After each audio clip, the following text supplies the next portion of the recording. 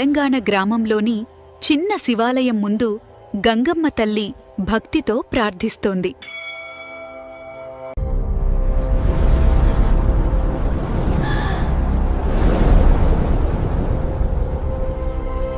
శ్రీ మల్లన్న స్వామి ప్రత్యక్షం.